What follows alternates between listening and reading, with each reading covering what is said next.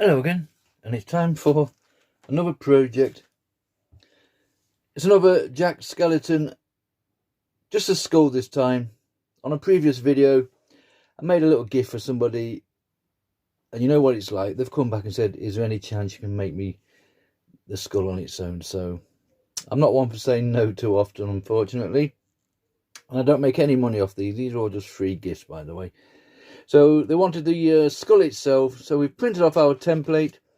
Got a measuring at 11 inches by 12, and we transferred it onto this recycled pine. I'm going to go for, I'll be honest with you, no matter what wood I carve on, I'm not too sure. It's quite thick. It would have been a nice thick chunky table at the time, so I'm going to stick with pine. It could be oak, I have no idea, to be honest.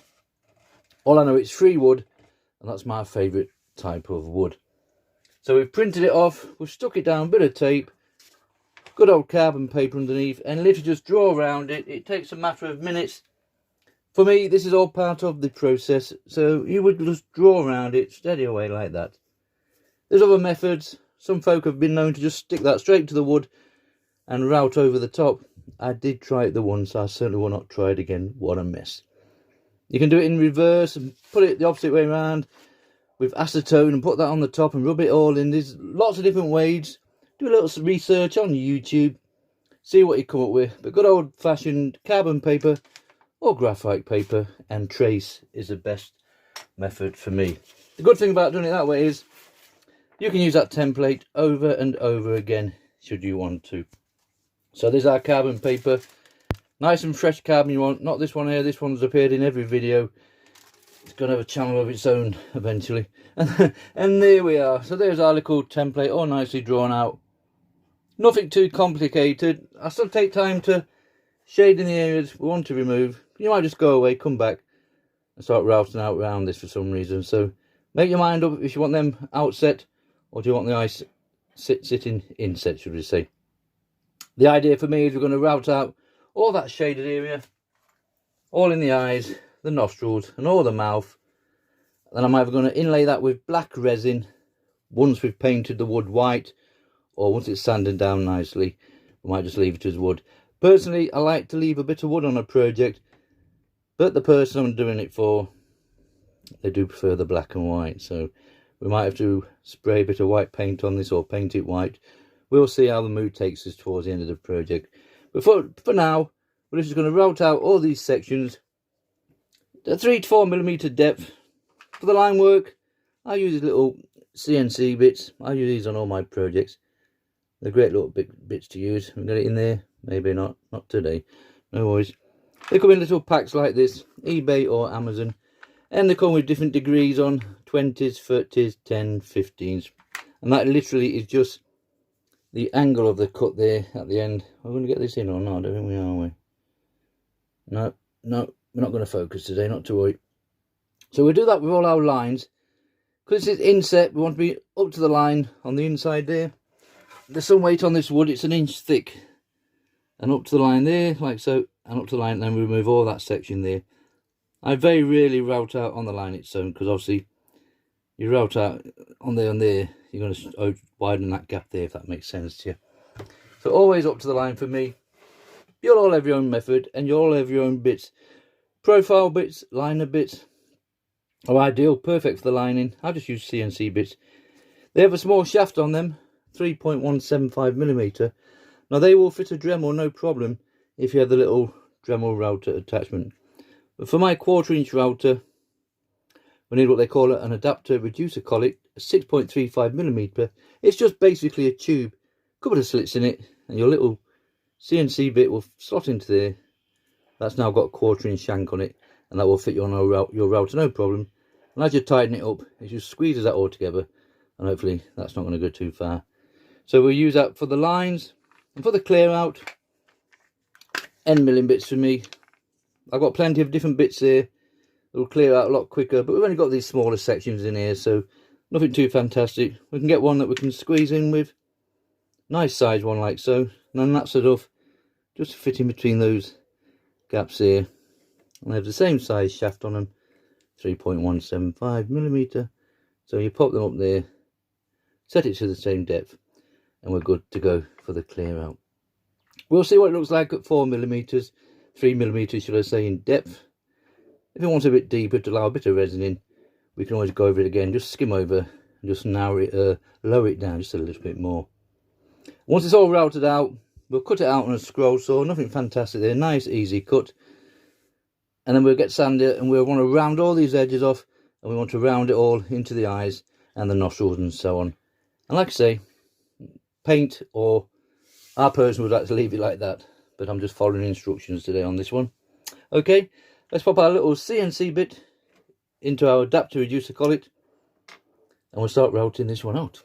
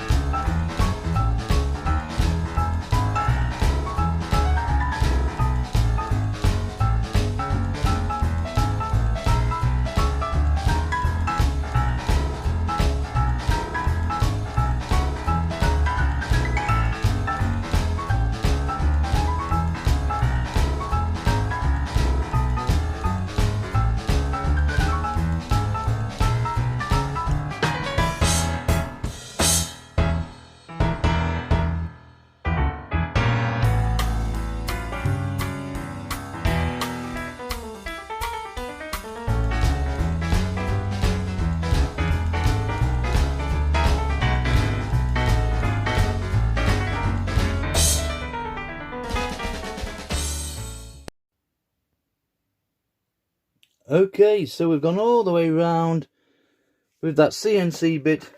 As you can see from there, it's cutting really nice. I've certainly got no issues, and to be honest, you could do the full project just with that one CNC bit. As you notice there, I've cleared that out there, and there's a little section here I've cleared out as well, and it's coming out really nice, no problems. But we still need to pop on the end milling bit, or spiral uppercuts if you prefer another piece, but I do like these end milling bits here. Just eBay or Amazon for me, and it's just a simple case of swapping that over, sliding that into there. We'll set it to one of these depths. Remember, you notice here I did a sample on the side, and I was quite happy that first time round. So we'll set it to the same depth as that. This is small enough that it fits inside all those teeth areas, and obviously the same up there. So let's just clear out all this area, and then we'll take it from there and see how it looks.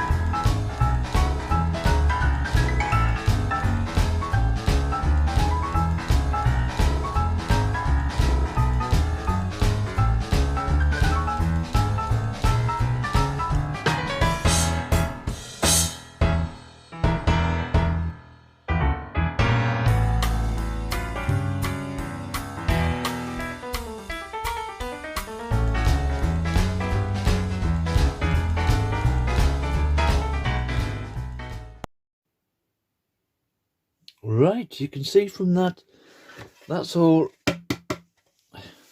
cleared out nicely. We've got our basic shape there, mouth went fine, and the eyes, and it's all nice and smooth inside. We're not going to see a lot of that, remember, we are going to cover it all with black resin. But if resin's not your thing, you could put black paint in there now, and then sand it down, just make it nice and flush, and then put your paint on top afterwards, or just put your oil or whatever. Now I do like this wood, I must admit, and I'll be quite happy to leave it like that.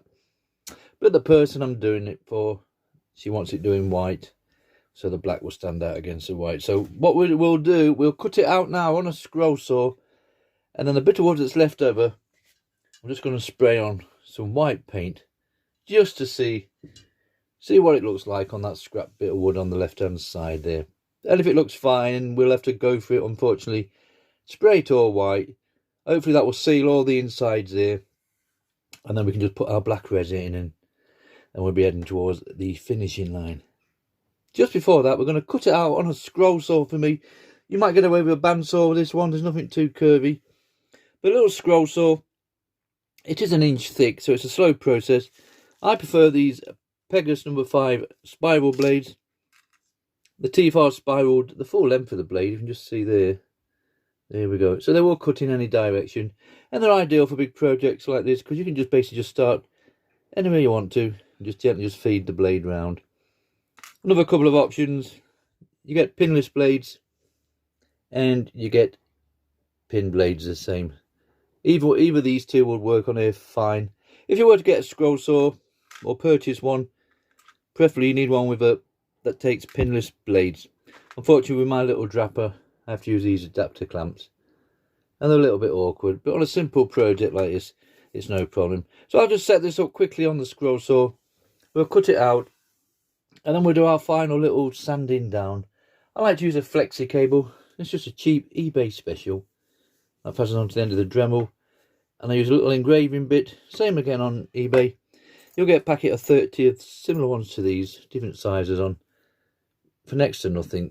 And I get one with a nice flat bottom on, and they're just ideal for getting inside there and giving all the little clear out, getting the little bits that have not quite come out. And then we want to shape all the side. If you just notice there on the end of the wood, that kind of slope we've got going there, that's what we want really on the end of this, around the edge of this skull here once we're done, and a little bit on there because we haven't gone too deep on this. It's actually 3mm deep, but that will just be enough for our resin just to sit in there nicely and finish it off. So a little curve all around. If you want to, you could go over this again, and I did think about it at one time just to deepen it all, but we might just get away with that if we just curve it over gently. Okay, just cut it out, clean it out, bit of sandpaper, sand it all down, and then we'll do a practice run with that white paint, and that will decide the next stage for us.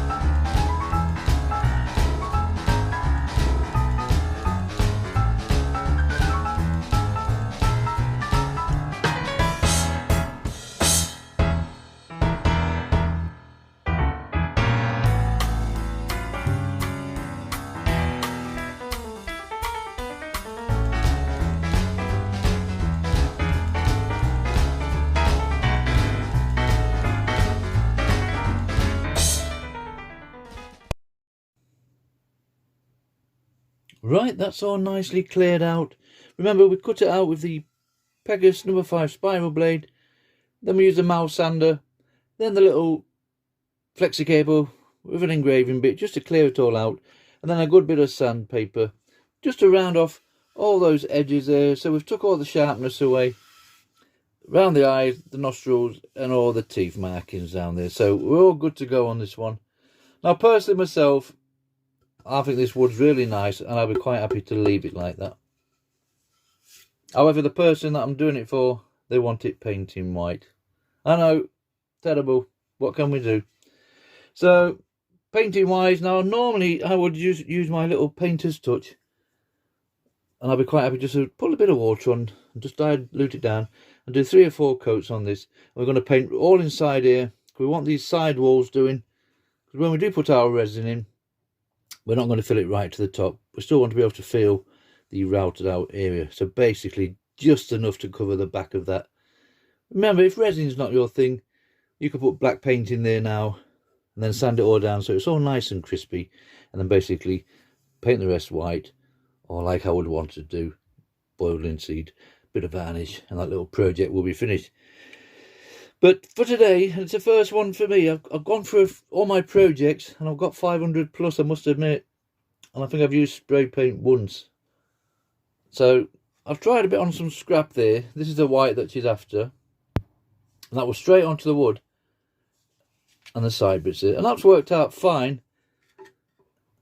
So that will be the actual colour of the piece itself. But I've done a little bit of research, and apparently you're meant to have a primer underneath. So I've had to nip down to the shop and just purchase a little primer there. I've never used primer before. So the idea is to spray all that with the primer. That's going to seal it all nicely. That's to our advantage, because when we put the resin in, hopefully it's sealed all them side walls. So we'll get no bleeding of the black bleeding into the wood there. So once that primer's all nicely dried, and then we're coming with a 151 white gloss and just spray it all over, and all the side bits as well. And hopefully they'll be nice and smooth and look better than what this piece of scrap wood is here. I hate to repeat myself, but it's really breaking my heart spraying this piece of wood. I would have rather just left it as it is. But anyways, sometimes you just got to do as you're told. Alright, let's get this sprayed up, and then when we come back, all we need to do is pop some resin in.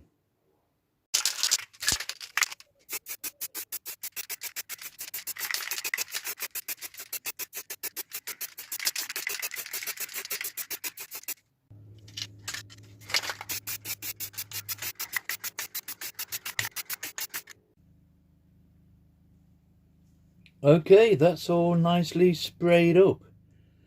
Now for anybody who's going to spray some wood, and remember this is only the second time I've used spray, I still prefer to use brush paint.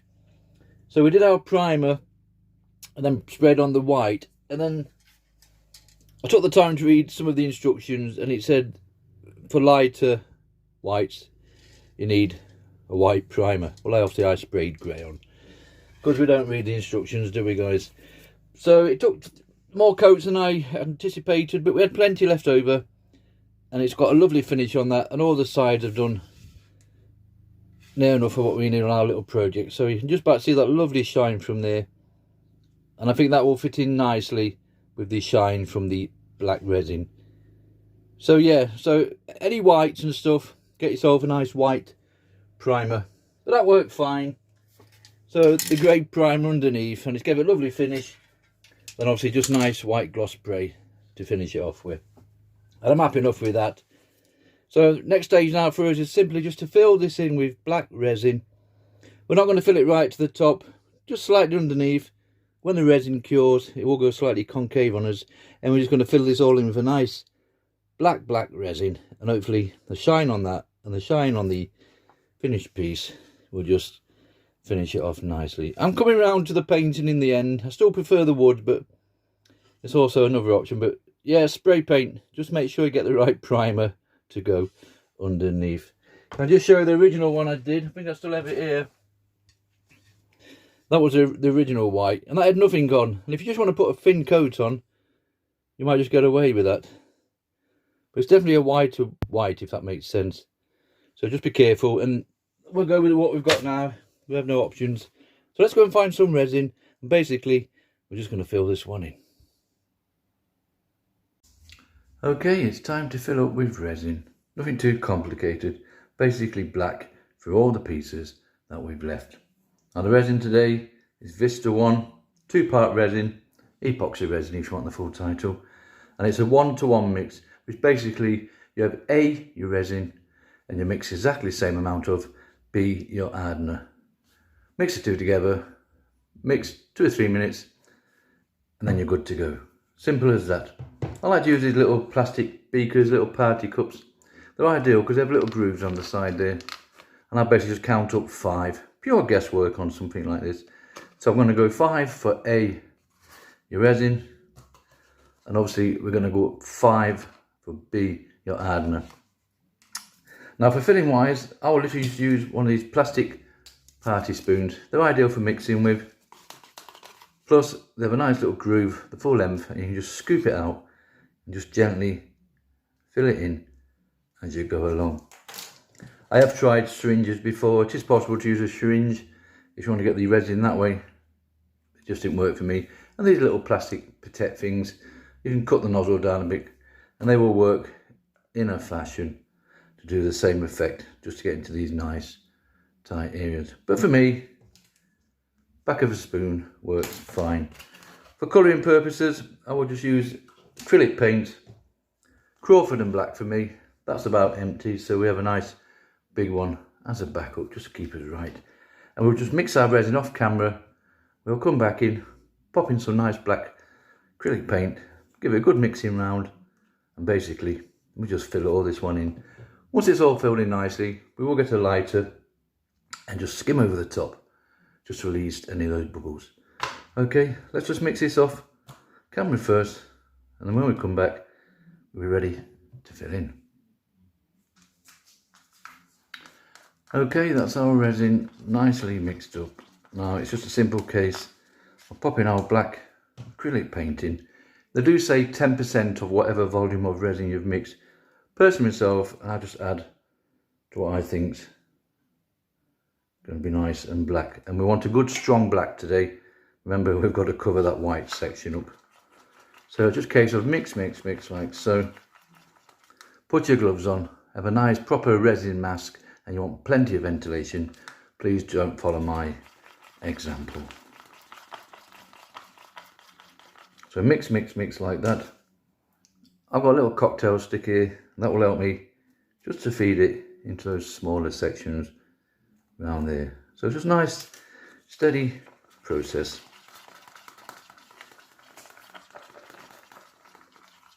Ideally, we can have a little look. Remember that little scoop we've got there? We could have a bit on there, if that looks black enough. I think that looks okay first time round. Right, we'll basically start filling this in. I'll speed things up a bit because it's the same little process.